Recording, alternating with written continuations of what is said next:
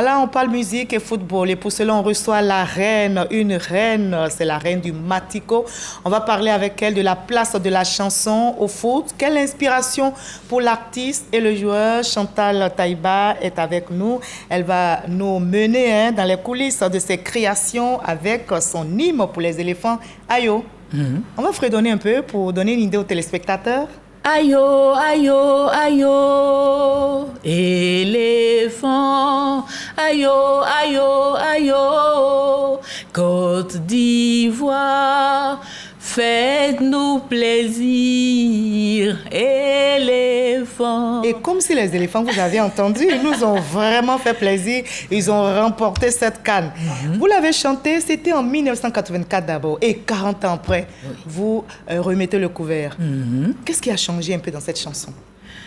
Mais les paroles sont restées les mêmes. Oui, l'essence même de la chanson, c'est d'encourager nos athlètes. Donc, ça n'a pas vraiment changé, sauf les noms, parce que les époques sont différentes. Il y a quand même 4 décennies, c'est 40 ans après. Donc, on a juste changé les noms, mais le nom des message, joueurs. Voilà, le nom des footballeurs. En 84, c'était quelques noms principaux, on peut rappeler? En 84, c'était Mongueï, Miezan Pascal, voilà, Mongueï, Miezan je ne sais pas Pascal, bien chanter, mais bon, je me débrouille. Miezan Victoria, Adjoukwa Gaston Madouza, oui Laurent, voilà. Éléphant. Et puis cette année? Yaya Fofana, Seko Fofana. Et moi, je vais ajouter Adengra, Ale. Voilà, je me débrouille un peu. Hein. Voilà. Alors, vous vivez en France, vous résidez en France. Oui. Mais pour cette CAN, vous décidez de revenir au pays. Oui. Avant que la CAN ne commence, il y a eu quelque chose qui s'est passé sur la toile. Tout le monde me demandait, Chantal, il faut reprendre cette chanson. La première fois que la Côte d'Ivoire a organisé une CAN, tu étais là. Il n'y a pas de raison que tu n'y sois pas pour cette deuxième fois. Et ils insistaient tellement que j'ai sursis au projet que j'étais en train de réaliser pour réaliser celui-là. Je suis rentrée en studio avec tous les frais, arrangements, musiciens. Aussi rapidement, hein? Oui. Il fallait parce que c'était imminent. Et en novembre, je suis rentrée en studio avec David Taïro. On a fait la chanson et en décembre, je l'ai sortie le 13 décembre pour que ça fasse un mois jour pour jour. Donc, c'est ce qu'on a fait. Et puis, vous êtes venu à Abidjan. Comme quoi, voilà, tout le monde était ambassadeur, comme le chef de l'État nous avait demandé, ambassadeur pour cette CAN. Et vous, en tant que chanteuse, vous avez joué votre partition. On va regarder un peu cet élément de Serge Pacom Didi et Didier Nguessan. Ayo Ayo, c'est une chanson qu'ils ont fredonnée. Ça les a marqués, tout comme moi, ça m'a marqué. On va suivre ensemble. Tous les guides religieux de Côte d'Ivoire ont embrassé ce jour et Mère Safaye, le sélectionneur de l'équipe nationale, a aussi pris un bain de foule dans les travées du Palais de la Culture de Treichville. Le plus important pour nous, c'est de voir toute la Côte d'Ivoire comme ça, quelles que soient les religions, quelles que soient les cultures, quelles que soient les ethnies. Voilà, ça c'est la Côte d'Ivoire. Et nous, on est contents pour ça. Un grand moment de retrouvailles pour toutes les confessions religieuses de Côte d'Ivoire. Toutes avaient demandé la protection de Dieu sur notre pays durant la CAN. Elles avaient aussi demandé la victoire finale pour les éléphants. À l'entame de cette compétition, la CAN, le président de la République a instruit M. le Premier ministre à l'effet de mobiliser la classe religieuse de Côte d'Ivoire afin de fléchir chez nous dans la présence de Dieu pour lui demander de permettre la réussite écrasante de cette compétition. Compétition réussie avec le sac des Ivoiriens. Et il plaise au président de la République de revenir là où les choses ont commencé avec Dieu. C'est merveilleux. Un moment de prière, de louange, mais aussi de psalmodie. Allahumma salli ala Sayyidina Muhammadin wa ala ali Sayyidina Muhammadin wa sallim. Allahumma rabbana atina fid dunya hasana. Seigneur notre Dieu, nous t'en prions. Fais-nous aller de victoire en victoire.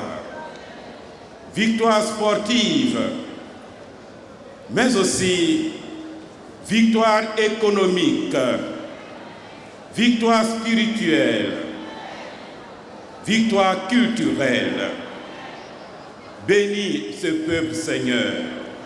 Ô Dieu, comme la vie continue, Seigneur, nous aurons besoin de cette grâce qui jalonne jour après jour le cheminement de ce peuple, le peuple de Côte d'Ivoire.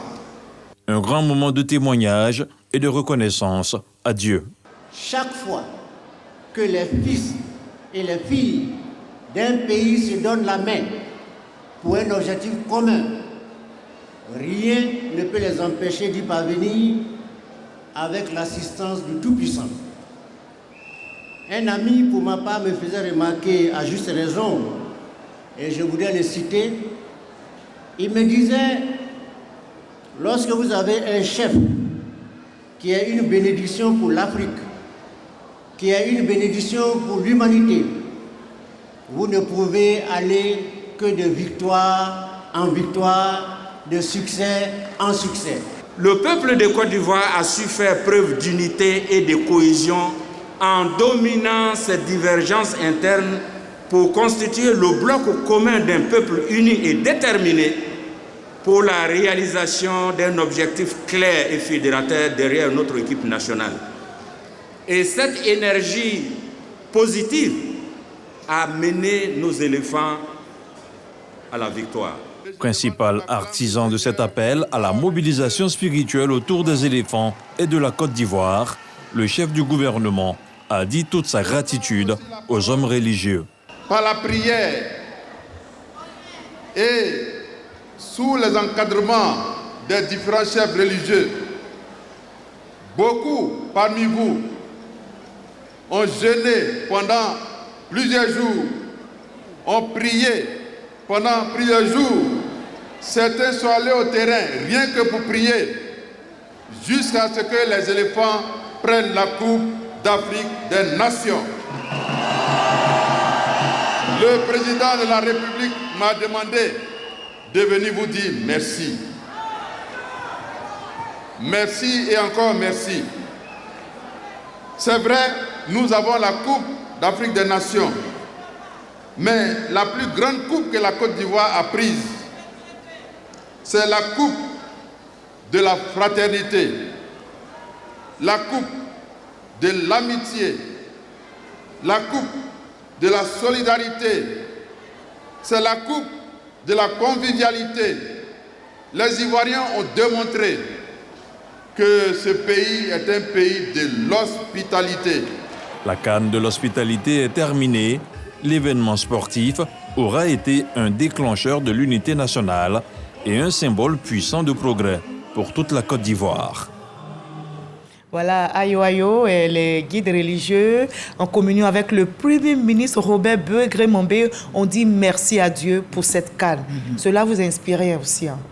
Ah oui, parce que moi, j'avais cette intime conviction-là qu'on irait très loin dans cette coupe. C'est vrai qu'on dit que la victoire a beaucoup de pères et que la défaite est orpheline, mais non, c'est pas ça. C'est parce que j'y croyais vraiment. Et justement, et comme le Premier ministre avait aussi foi, il fallait donc remercier le Tout-Puissant là-haut qui avait sa main sur ce pays, la Côte d'Ivoire. Et justement, après cet élément de Abdoulaye Koné, il y a eu quelques réactions des guides religieux. On va regarder ensemble et puis on en reparle. Comment ne pas louer notre Seigneur pour cette éclatante victoire qui est conforme aux vœux exprimés par les dignitaires religieux, à savoir qu'il y a une bonne organisation de la CAN, mais également que la Côte d'Ivoire sorte vainqueur. C'est rendre grâce à Dieu pour ces grands moments qu'il a donnés à la Côte d'Ivoire. C'est rendre grâce à Dieu pour ce parcours qui est proche du miracle que notre pays a connu. Vous avez suivi cette compétition, vous avez vu chaque étape. Je pense que Dieu nous a envoyé des signaux. À nous de les lire, à nous de les interpréter à nous de les prendre avec nous dans notre vie de tous les jours. Donc je suis heureux pour les Ivoiriens et j'espère que ce message divin a été entendu par toute la Côte d'Ivoire. Je suis très heureux, très flatté, autant que ça se passe au Palais de la Culture. On a vu que tout le monde, le peuple était mobilisé pour fêter les éléphants. Ça, c'est une très bonne chose. J'ai été heureux de voir tout l'encadrement, de voir toutes les personnalités, toute la presse. Je crois que nous sommes heureux. Heureux pour longtemps, heureux d'avoir un chef comme Alassane Ouattara. Voilà, à l'issue donc de la cérémonie de prière interreligieuse pour l'organisation de la CAN et la victoire des éléphants, notre reporter Abdoulaye Koné, comme vous l'avez entendu, a donc recueilli les réactions du président du CESEC, Eugène Aka Awele, le ministre Bruno Koné Dabagné et le directeur du Palais de la Culture. Chantal Taïba, je reviens à vous, parce que je rappelle le thème, c'est l'apport des artistes dans la CAN et vous avez joué fortement votre partition. Comment est-ce que vous avez vécu les différents matchs? Surtout, j'ai envie de revenir sur cette tache noire. J'aime pas trop l'évoquer, mais je vais quand même l'évoquer. La défaite face aux Équato-Guinéens. Oui. Vous aviez la foi, mais lorsque le fameux ce 4 soir... à 0, oui. Je disais à un de mes fils que quand c'est arrivé, moi je suis arrivée juste après. Je suis arrivée en Côte d'Ivoire juste après et puis tout le monde en parlait. Je dis quelque chose va se passer. Je ne sais pas quoi, mais quelque chose va se passer. Le Seigneur ne nous abandonne. Donc vous n'étiez pas découragé par rapport à cette chanson que vous avez composée? Non. Est-ce que l'hymne allait toujours continuer de retentir dans les stades avec cette défaite? Vous croyez encore? Je croyais, je me disais que Dieu ne commence pas quelque chose qu'il n'achève pas, quoi. Quand il commence, il termine à tous les coups. Donc on ne va pas investir comme on l'a fait là, avoir toutes les infrastructures qu'on a avec tout ce peuple réuni comme un seul homme derrière cette équipe et puis sortir comme ça, par la petite porte, jamais. Dès les premiers ballons, non, ça n'allait pas être possible. On ne pouvait pas sortir dès les premiers matchs comme ça. Je lui disais quelque chose va se passer. Je ne sais pas quoi, parce que je ne connais pas bien la façon dont les choses se passent, les 3 points, les 4 points et tout. Je ne maîtrise pas, mais quelque chose va se passer. Et puis Dieu a permis, par le Maroc, on est revenu dans la compétition. Et puis voilà, cette chose-là s'est passée. Ayo, bien inspiré. Et la coordination nationale des gares routières de Côte d'Ivoire croyait aussi, dû comme vous. Comme tout le monde. Voilà, et ils sont fiers de cette CAN. On va regarder ensemble l'appel qu'ils ont lancé à l'issue de la victoire des éléphants et puis on en parle. La coordination nationale des gares routières de Côte d'Ivoire, CNGRCI, se réjouit du succès de l'équipe nationale. Face à la brillante victoire des éléphants, elle rend un hommage mérité au leadership éclairé du chef de l'État et du Premier ministre pour la réussite de la CAN 2023. Oui, Dieu a fait grâce en faisant d'une réalité le slogan « La CAN, c'est chez nous ». Effectivement, la CAN a eu lieu chez nous et elle est restée chez nous. Gloire à Dieu, le tout miséricordieux qui vient de nous offrir notre 3e étoile de la Coupe d'Afrique des Nations organisée avec hospitalité et maestria. Sur nos terres, le premier architecte de la victoire ivoirienne est notre père à tous en Côte d'Ivoire, le père de la nation, le président de la République, son Excellence, M. Alassane Ouattara. C'est lui-là même qui a décidé d'organiser cette fête footballistique sur nos terres après 40 ans de 1984 à 2024. À ces remerciements, nous associons son Excellence, Monsieur le Premier ministre, chef du gouvernement, Monsieur Begré Mambé, Excellence. Sous l'impulsion du Premier ministre Robert Begré Mambé, la coordination nationale des gares routières de Côte d'Ivoire a su apporter sa modeste contribution dans l'organisation de la CAN 2023. En qualité de président exécutif de la coordination nationale des gares routières de Côte d'Ivoire, nous avons mené plusieurs activités, notamment les sensibilisations sur le strict respect du code de la route, les sensibilisations sur le bon comportement au volant. Une longue caravane de notre structure a sillonné le grand district d'Abidjan, en commençant ici même à la gare routière Radia Blaise, ici Gare Beba, et nous avons pratiquement fait toutes les communes et terminé notre course au stade de Bempé après avoir pris la Y4 long de plus de 20 km. Nous avons gratuitement mis à disposition 4 cars de 70 places pour les supporters qui devaient se rendre à Yamoussoukro. Avec la parfaite réussite de la 34e édition de la CAN en 2023, la CNGRCI, dans une motion, soutient l'idée que la Confédération africaine, CAF, décerne une médaille honorifique au chef de l'État Alassane Ouattara pour avoir organisé la meilleure CAN de toute l'histoire.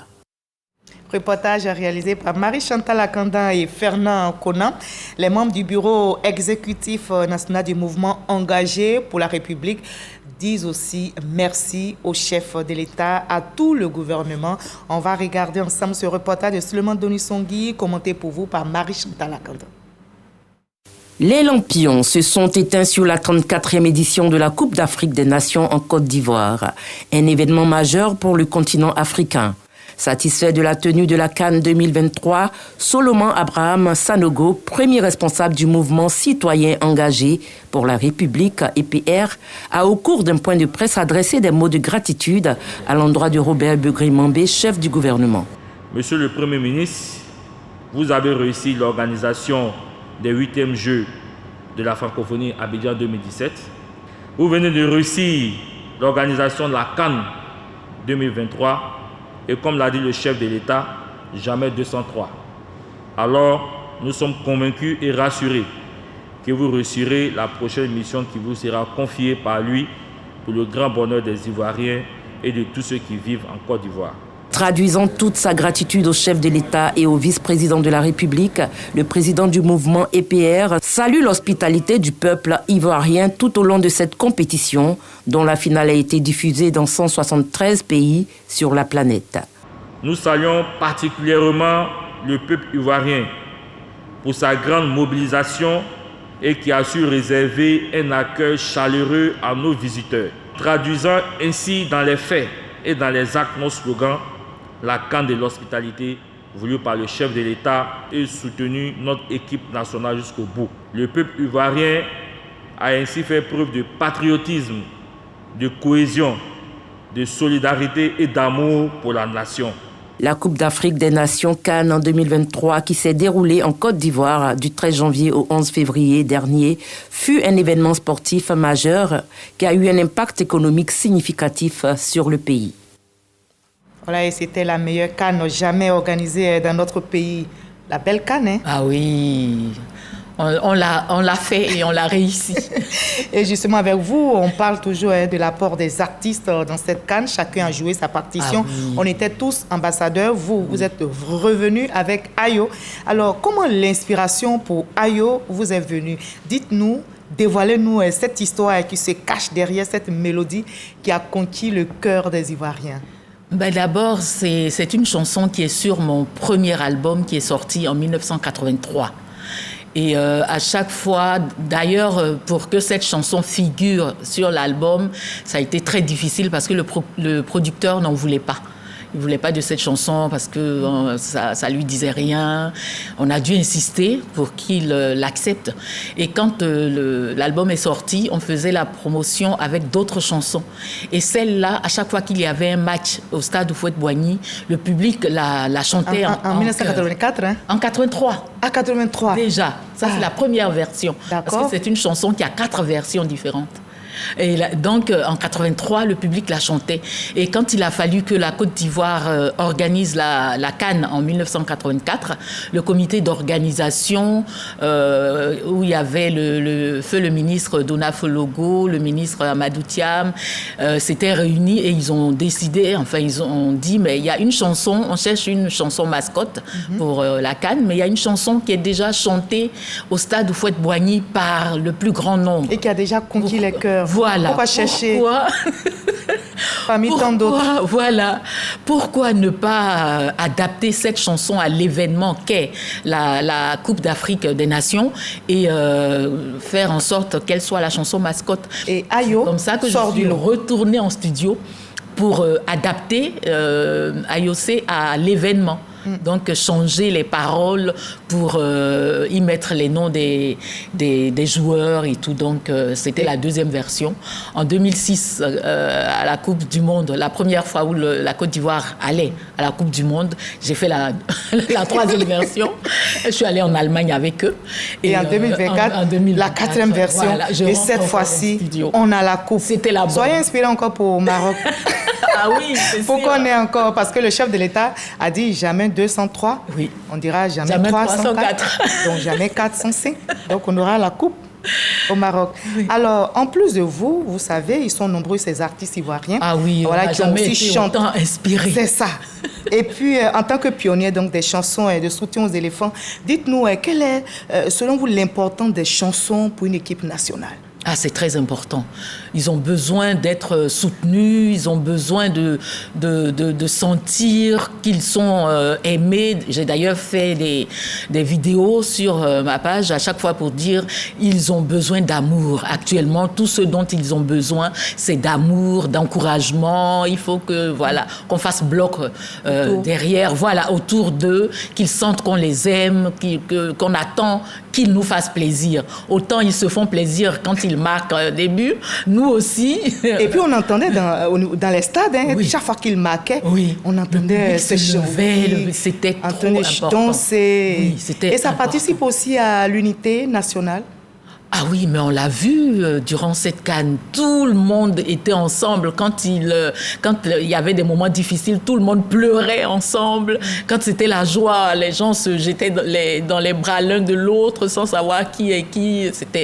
C'était merveilleux. Et chaque parole est choisie. Il y a un message fort dans Ayo. On va regarder ensemble. Voilà cet élément de Serge Pacom Didier Nguessan que j'avais lancé. Maintenant, on va suivre. C'est là. D'accord.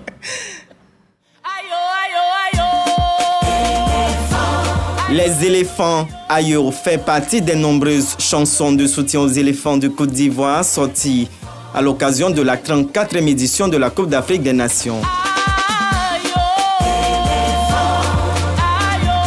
À l'origine, une chanson chrétienne, Ayosé figure sur le tout premier album de l'artiste chanteuse ivoirienne Chantal Taïba. À la demande de Laurent Dona-Fologo, ministre des Sports de l'époque, la chanteuse sort une deuxième version de cette chanson en 1984 à la faveur de la Coupe d'Afrique des Nations qu'organise pour la première fois la Côte d'Ivoire.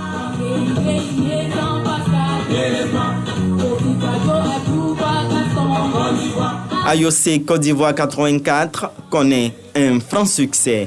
La choriste de l'orchestre de la RTI voit sa carrière musicale ainsi lancée. Mais le public garde toujours en mémoire cette chanson mythique, Ayosé. En 2006, à l'occasion de la toute première participation des éléphants de Côte d'Ivoire à la Coupe du Monde en Allemagne, Chantal Taïba ou encore la reine du Matico récidive avec une troisième version de Ayosé.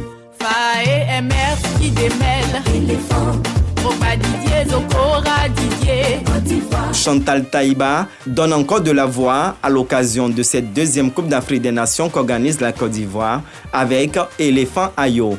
Cette quatrième version de Ayosé conduit les éléphants jusqu'à la victoire finale avec cette troisième étoile.